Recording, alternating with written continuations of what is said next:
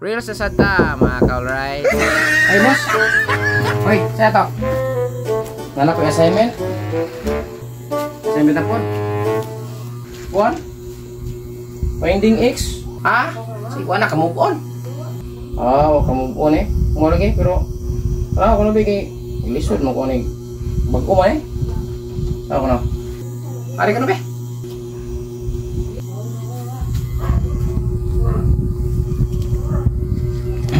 Okay na. Oo. Linya na pag-solve. So, solusyon ta.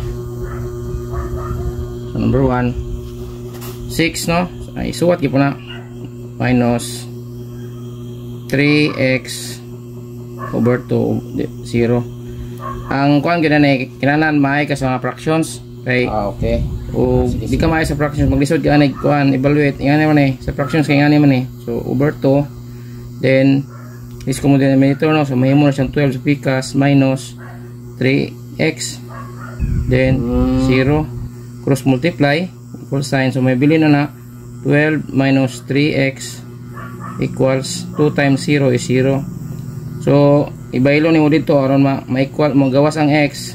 So mo gawas siya 3x equals 12 kay minus man na ibalin mo ore.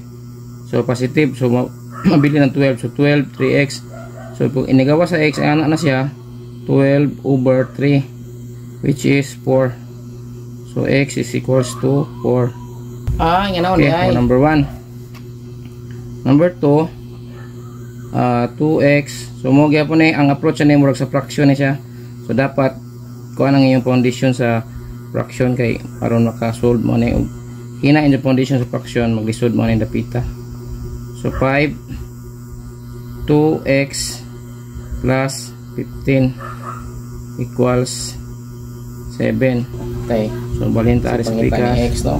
Ano is nakita guay? Mahimo ng 2x plus 15 na cross multiply man 35. Imo ibalhin ang mga coefficient sa pikas. So 2x equals 35 minus 15. So 2x is equals to 35 minus 15 is 20.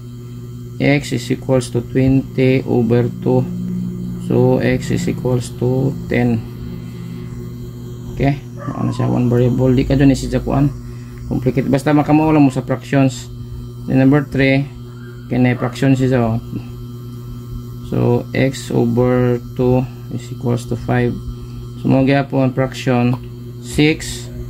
Mahimo na siyang 2x plus pikas 3x equals to 5. Cross multiply 2x plus 3x equals 30.